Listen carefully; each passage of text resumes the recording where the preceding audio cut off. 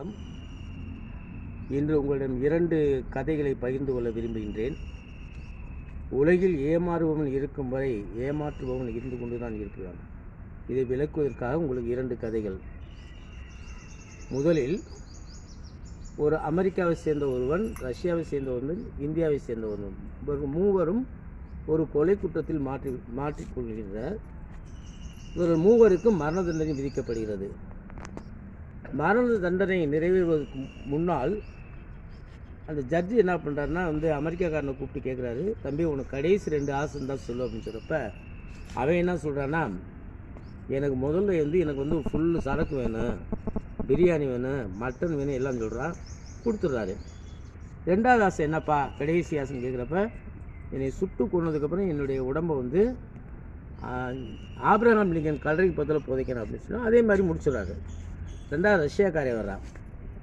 அவர்கிட்ட கேட்குறப்ப உங்களுக்கு கடைசி 2 ஆசை என்ன பண்ணுறது, அவன் என்ன எனக்கு ஒரு ஓட்கா வேணும்னு கேட்குறான். ஆனால் ஓட்கா தான் ரஷ்யன் ட்ரிங்க்ஸ், அது நேஷ்னல் ட்ரிங்க்ஸ் மாதிரி, அதை சாப்பிட்றான்.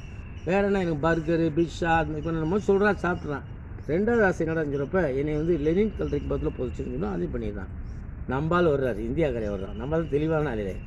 அவன்கிட்ட கேட்குறாங்க 2 ஆசை என்னன்னு கேட்குறப்ப அவன் என்ன சொல்கிறான், எனக்கு இப்போ திராட்சை பழம் வேணும்னு கேட்குறான். ஏன்டா இப்போ சீசனே கிடையாது, 6 மாதம் ஆகுமே திராட்சை பழம் வர்றதுக்கு அப்படின்னு சொல்கிறப்ப, அதனால் என்ன நீ தான் கேட்டில 6 மாதம் வரைக்கும் வெயிட் பண்ணுறேன் ஜெயிலில், நீ திராட்சை பழம் வந்ததுக்கப்புறம் எனக்கு க்ளோஸ் பண்ணிடு அப்படின்னு சொல்கிறான். 6 மாதம் முடிஞ்சு திராட்சை பழமும் கொடுத்துட்றானுங்க. கொடுத்ததுக்கப்புறம் சாப்பிட்டு கடைசி 2வது ஆசை என்னன்னு கேட்குறப்ப அவன் என்ன சொல்கிறான், நான் செத்த உன் கல்லறைக்கு பக்கத்தில் புதைச்சிடும் அப்படின்னு சொல்கிறான். ஜட்ஜு என்ன பண்ணார், காட்சி தான் ஆகிறாரு, அதிர்ச்சி ஆகிறாரு. அப்பா சாமி நீ ஃப்ரீ விட்டுறேன் போய் தொழடா அப்படின்னு சொல்கிறாரு.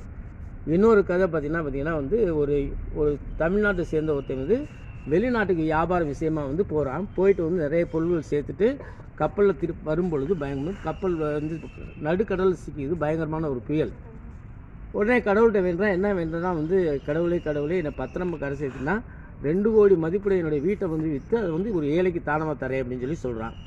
இவன் வேண்டுதல் மாதிரி பார்த்தீங்கன்னா புயல் நின்றுது, கடைக்கு போய் சேர்ந்துறான். இருந்தாலும் மனசில் அவனுக்கு கவலை, தெரியாதனமாக கடவுள்கிட்ட ப்ராமிஸ் பண்ணிட்டோமே, 2 கோடி வீடு போய் விற்று ஏழைக்கு தரதா அப்படின்னு சொல்லிட்டு என்ன பண்ணுறான். இருந்தாலும் ஒரு ஐடியா ஸ்ட்ரைக் ஆகுது. என்ன பண்ணுறான்னா வீட்டுக்கு முன்னால் நிறைய நோட்டீஸ் விட்றான். அந்த நோட்டீஸில் என்ன சொல்கிறேன்னா, இந்த வீடு ₹1 விற்கப்படும் அப்படின்னு சொல்கிறான்.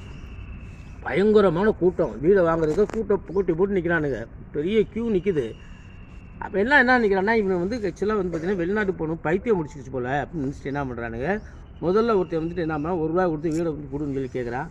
இவன் என்ன பண்ணுறான், வீடு விலை ₹1 தான், ஆனால் நான் வளர்க்குற பூனை 2 கோடி அப்படின்னு சொல்கிறான்.